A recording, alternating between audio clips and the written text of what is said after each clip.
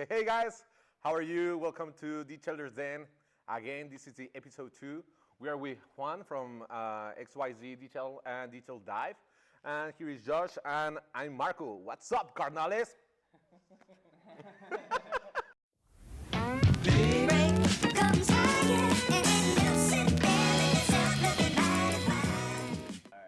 So let's start talking. We can have so much good talking outside, right?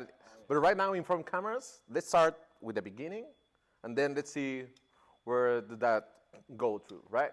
So tell me, how do you start detailing? Well, a couple years ago, I was working for a city, and I worked there for 13, 14 years. What do you do in the city? I was working for in the parks department. Oh. So I mean, yeah, like 14 years of that. That was my life. Okay.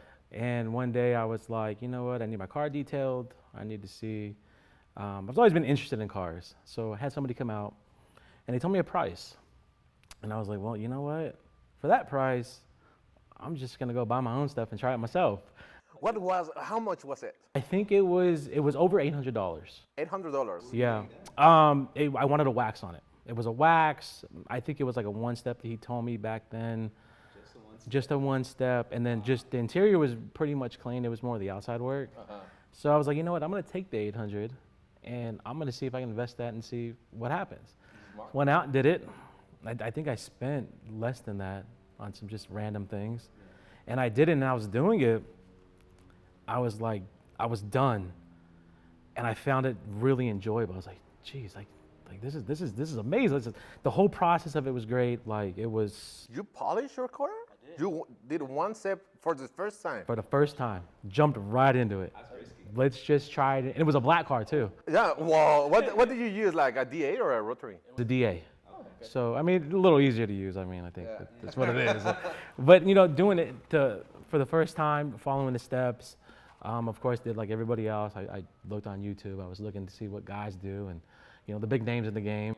Yeah, which were the big names? You know, I looked at like Apex Detailing, Little Pan the Organizer, things like that. Yeah. And, you know, I didn't really jump in. What came up first, that's what I saw. And so I did it, but it was really enjoyable. And then the car came out amazing. And the neighbor walked by and he's like, hey man, like, looks really good. Like, what'd you do to it? So I was kind of explaining to him. He's like, you want to do mine next? I was like, well, I mean, I'm not really in this, but I mean, I can try it. And brought the car over, did it. How much did you charge? 800? No. I literally just did it. I said, bring it over, let me just do it and see what happens. Oh, that's good. And I wasn't thinking about the business side of it yet. I wasn't thinking what it could be.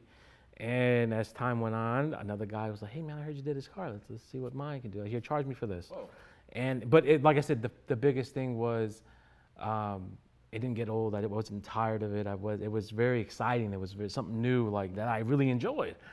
And it just became, I can charge what for that? Like, what do you mean I can make this much money doing this? Like, there's no way. And I put that feel out there, and sure enough, people were just lining up. Here we go. How long have you been detailing? This is what, 5 years now? Okay, so in which point do you decide, like, okay, I'm gonna get out of the city and I'm gonna start detailing? When I had an appointment on Saturday out of the garage, my garage. Yeah. And I noticed there was 4 cars in front, and I said, you know what, this is consistent. This is, I can make this much in a few days, then a couple weeks here, and I just did the pros and cons.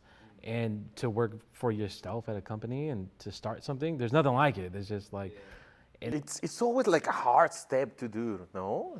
people fear the unknown, right? Yeah. Don't know what's gonna Yeah, because we're comfortable with what we have, like, now for sure. You get paid every 2 weeks. Yeah. That's guaranteed every 2 weeks. That's what you're making. You have your benefits, you have everything, the 401ks, you have everything set. You don't have to worry about anything. This was more like you have to bring in the business. You have to go find it. You have to be that hustler mindset to be like, what's next? What am I going to do next? And being that way, talking to people, having these conversations and getting people in a garage at your house was like, I'm onto something. I think like this absolutely can work. And that freedom that you have, well, there's no other feeling like it. Like there's no other feeling. And I was addicted to that. Wow. So you start getting like your own marketing, let's say, having cars in front of your car and just working in your garage. That's how you start getting clients. One neighbor turned into two, two turned into three, then the whole block. Which one was your first price? I think The one that you say I'm gonna charge. it was a Malibu, a Chevy Malibu. Guy was like, "Hey man, I got this for my daughter. You can polish it up for me, see what you can do." I said, "Perfect." He brought it in, and I think I literally charged him like $275 or something, some low amount of money. Wow, no. You know what I mean? And he was just like, "Cool, let's do it." Like, no problem. He was like, "Here, money up front." I see. Someone charged me 800, so I'll take it all day. okay. And like I said, it was that feeling of not only freedom, but knowing that you can talk to these. You don't know who's gonna come in the next day. You don't know who's gonna call. You don't know what car is gonna be next, and that just led to something bigger.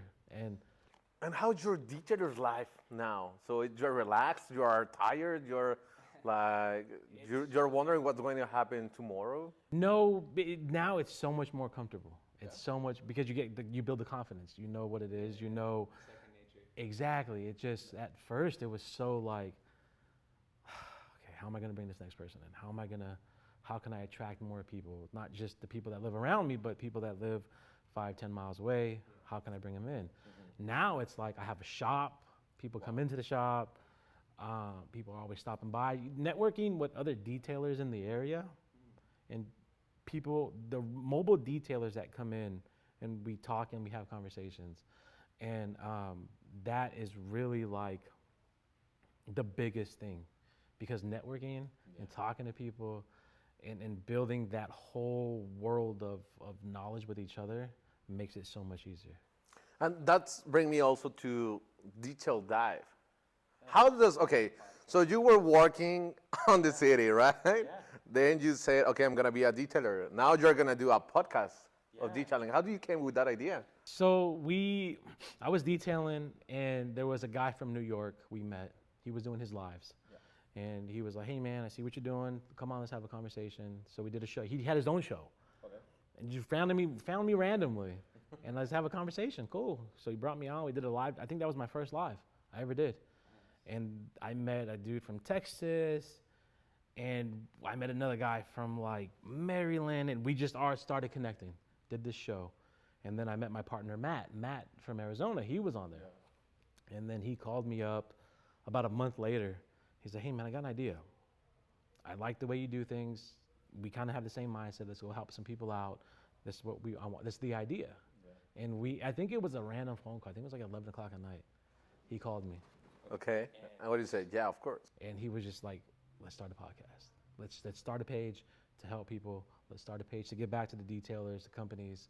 Let's just throw some love out there to everybody." That's what we've been through enough together in our personal lives to know how important it is to give back and what to give back. And I was like, "Dude, let's run with it." So you're doing detail and dive just to help other detailers, right? Yeah. Yeah, and what? That's cool. Yeah, that's really cool. From giveaways to bringing people on to we do episodes to be like, "Hey, he may not have 10,000 followers. He may have 300 to 400, doesn't matter. Bring them on. What do you offer? Where are you? Where can people find you? How can we, we're on the biggest platforms. So we're trying to use that to promote just everybody and anything. Yeah, we have been talking outside the cameras about creating this detailers community, right? Yes. Because as we talked in last episode with Watson, there's like so much competition between detailers, right? There's a lot. And I think it's better to have like a good community to create your networking, to have your partners. And if you don't know how to do a job, or it's like so difficult that, hey man, I'm gonna call you and help me please. Have you been in that situation before? All the time. Yeah. And it happens because there's nobody perfect, right? There's nobody that knows everything. There's always something changing. There's always product changing. There's always something happening in the game. And if you can't, the competition, that's the biggest thing, is if it has to be a secret to you and how you do things, and I think it's wrong. I think it's like, why not help the next guy? Why not help? It's just maybe a tip here, it's fine. And like for me, I'll give you an example.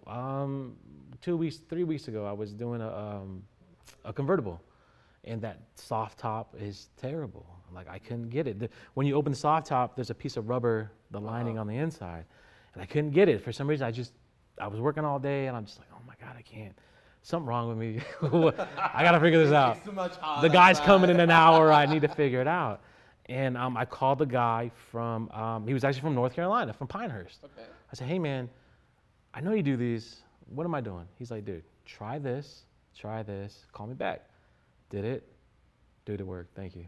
Wow. No problem. But the thing is, nobody's bigger than that. If you can't ask questions or get help from the next guy and have that circle around you, then it's kind of why network and it's pointless. No, I truly believe that networking is the best way to work. I agree. Because, well, I've seen in other kind of videos that they're telling you, create your networking with someone that fix glass, that fix bumps like that you cannot fix with a polisher. Right. So you can offer that and you can grow your business. You can say, okay, I'm gonna polish your car, I'm gonna fix that. Right.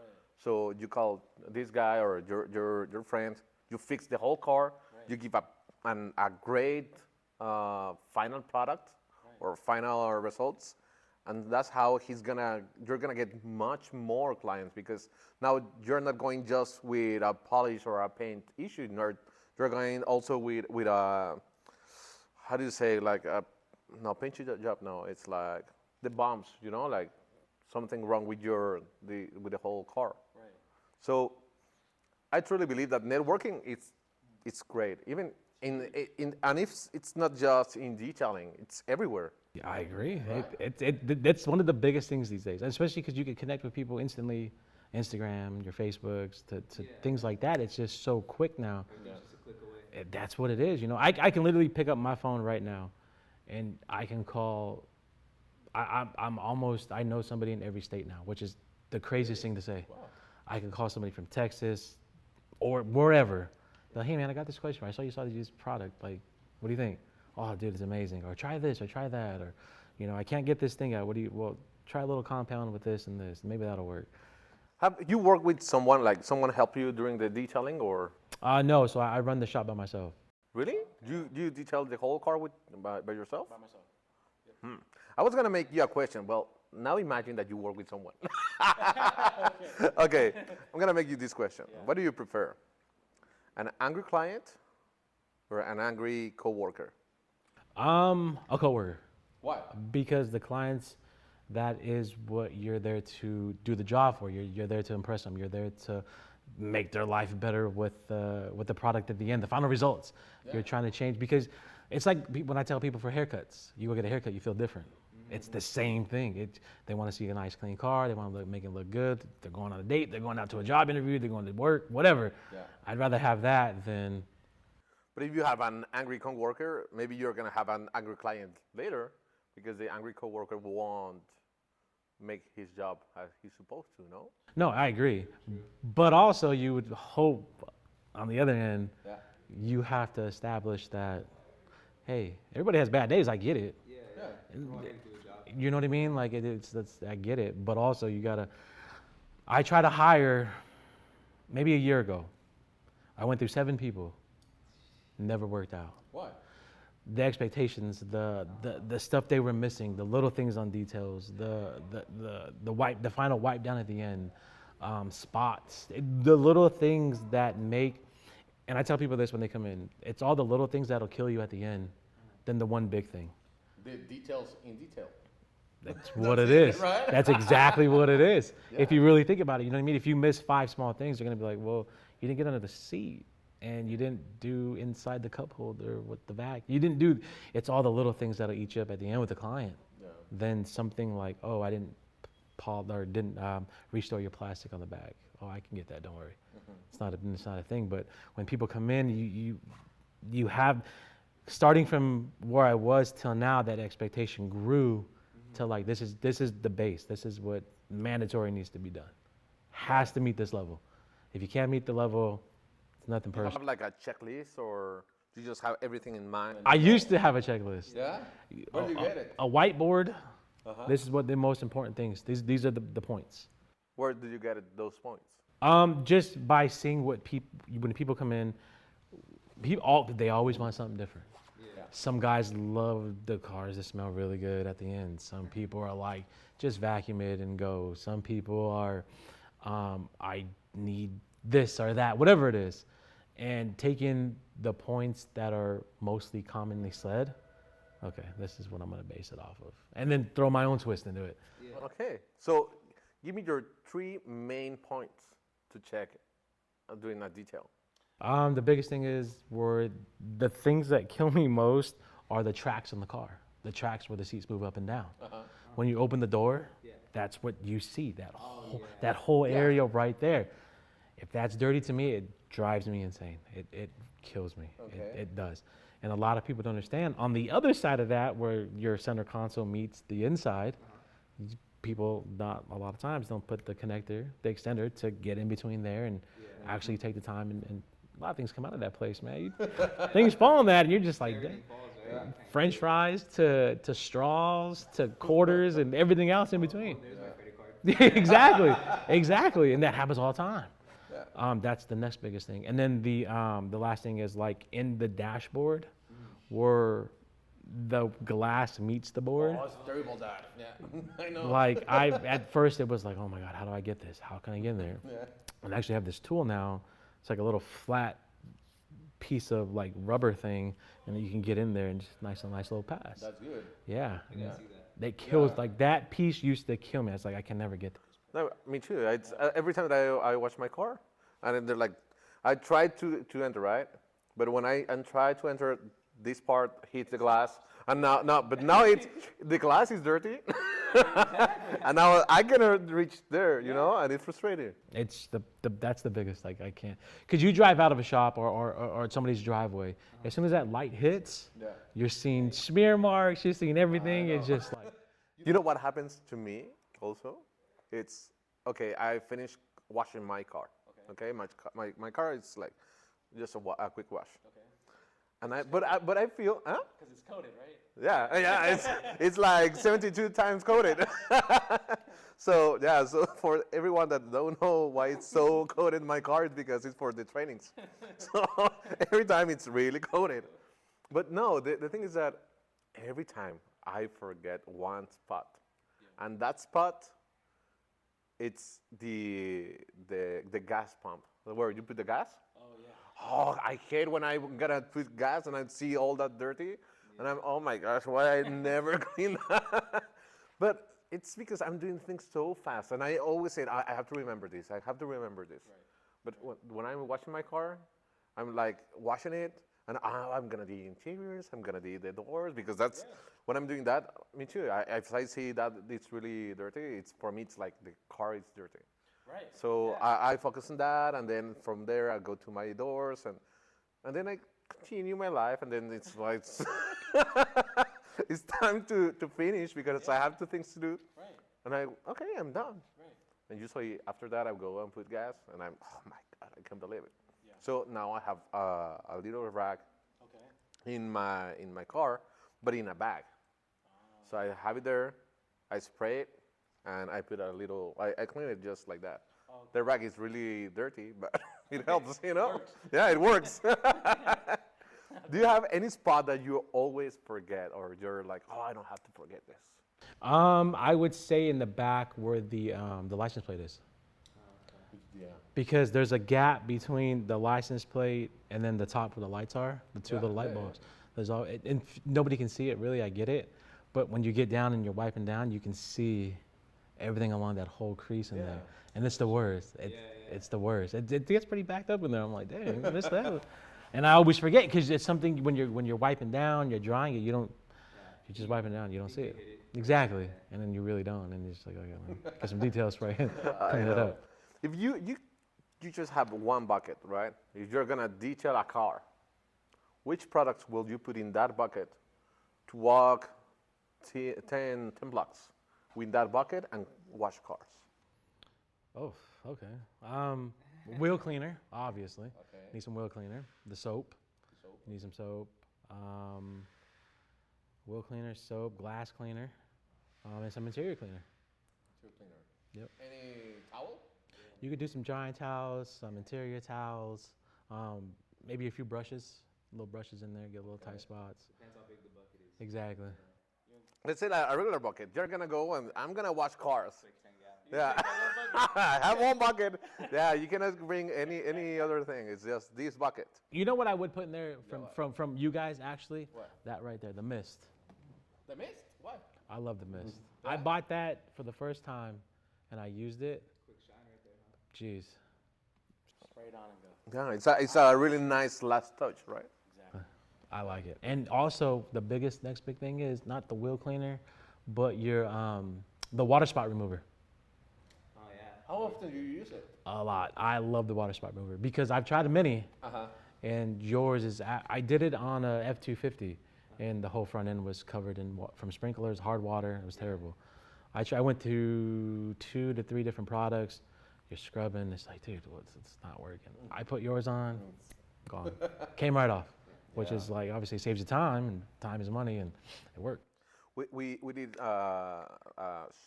picture shot for the website, and we use it in some rims, and the results are amazing.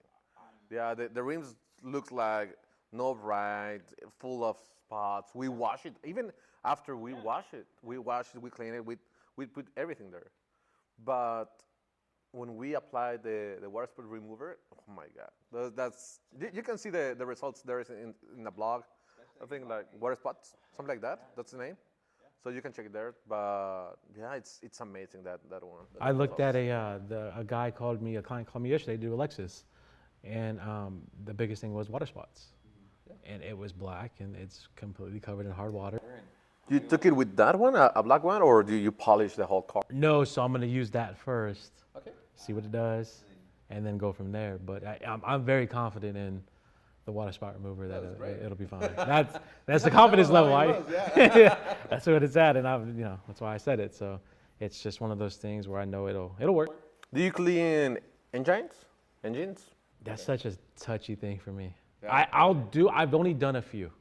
Why? To me, what is a car now? It's all computerized. It's all computerized. People say it's safe, and I see 100 people do it a day. They'll spray it down. The other day we had a guy and he sprayed it all down. I was like, whoa, you do that on the inside? Yeah, it's like scary if you think about it, because you're doing it with a pressure washer. And if you could do it, I mean, more power to you guys. Cool. Me, I'm just like, man, what if I hit something and it messes up something on the computer? Like the computerized stuff. And it's just the risk for me. I'm just like, I'd rather not go through that. I mean, I'm asking you this because this is a really controversial point in internet, right? Everyone is gonna tell. Well, everything in detailing is a controversial, right?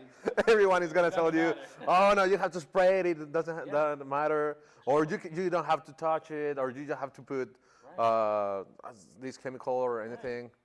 Talking about cleaning engines, it's a huge controversial everywhere. But also talking about anything about detailing, right? Yeah. So engines, a lot of people will tell you, okay, you can wash it, you can rinse it, you can do everything there. And no, I'm not afraid of that, you know.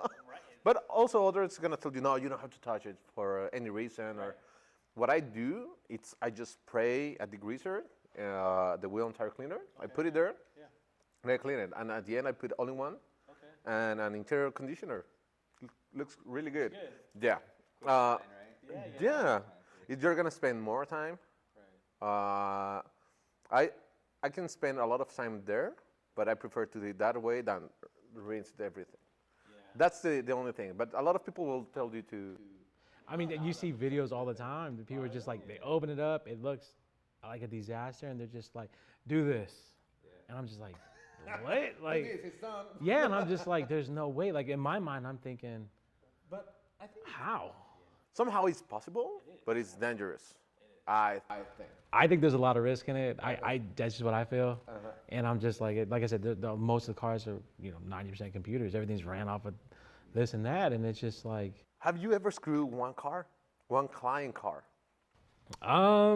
Yes. Yes. I have. It was on a paint correction. Okay. It really was. It was like. Did you go too deep? Or? You really corrected?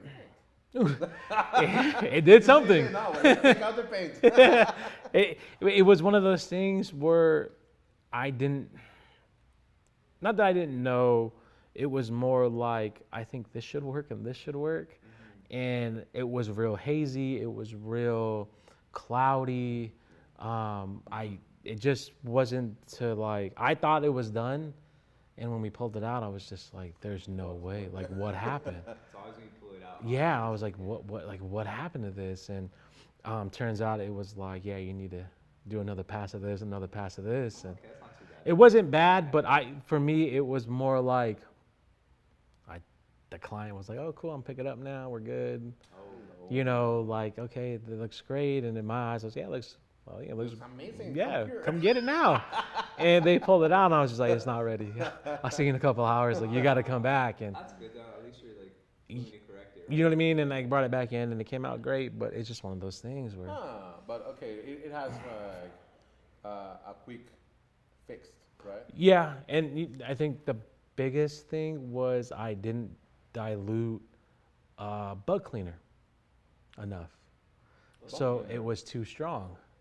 So as I sprayed it on the car and rinsed it, it did this weird etching in the paint, and it wouldn't come off. Wow.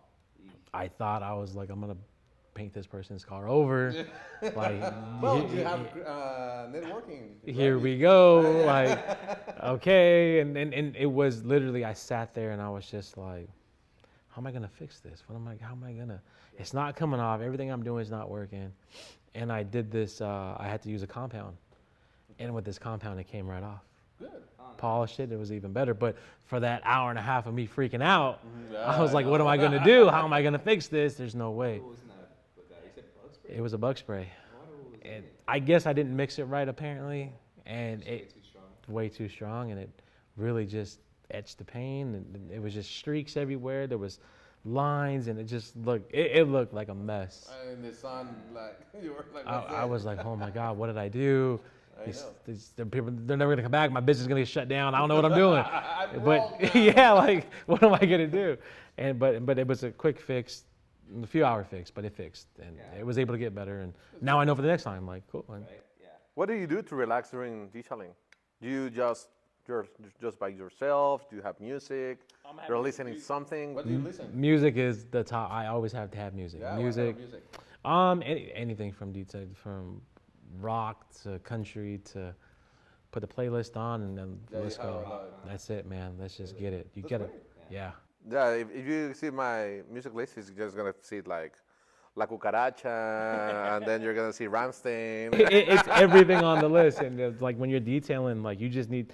For me, when you walk into the shop, there's music playing. Okay. Always music has to be playing. It's just what the environment is. It's just how you get into things. I always have to have music. I need music. I need it to go, especially on a paint correction. You're sitting there, you're listening to music. peaceful though, right? Yeah, you get lost in it, and like you literally sit there, and I have people drop off cars at night, 8, 9 o'clock, and I'm like, man, I can wash this. I'm gonna wash it real quick. Why starting in the morning? I'm starting now. I'm here. Yeah. So I'm starting there, and then I'm like, okay, let me iron remover and do the whole process, and I'm cleaning it, and I prep it. I'm like, okay, we're good for it tomorrow. I'll come in first thing, no problem. That's good. And I'm just like, wait, well, let me see what it looks like after I hit it with this. And I'll see a panel, and I'm like, Let me continue with it. let me just go to another one. And at 3, 4 o'clock in the morning, I'm like, I'm done. Like, dang, I'm so early. Like, this is great. Like, I'm You know, that's really good because you really enjoy it. You're once I read a book. It said that you have to be a fan of your work. Right. So you're doing your work just for doing it. To relax. If you see something, I want to do it right now. You may see a car and I wish I have that car because I can correct it and I'm gonna make it, and all of your mind, it's always detailing, right? That's the great point, I think. If you can give someone an advice, like a new detailer advice, what would you say? I think the biggest thing is you'll learn real quick if you enjoy it or not. You're gonna go through things that are very it's a very intimidating game that we're in because you have a lot of big people and everybody in between. And like you said earlier, there's a lot of different ways to detail or paint correct a car. People have 1,000 different ways. He does it this way, this person doesn't make him right, doesn't make this person wrong, or vice versa. Whatever works for you, and you get to the end, and the client's happy. But you have to enjoy what you do. If you do it just to do it, you're gonna find out real quick, in my eyes, it's not for you. You're not gonna go the extra step. You're not gonna do the little things. Enjoy like learning about it. Yeah, because like early, there's always something to learn.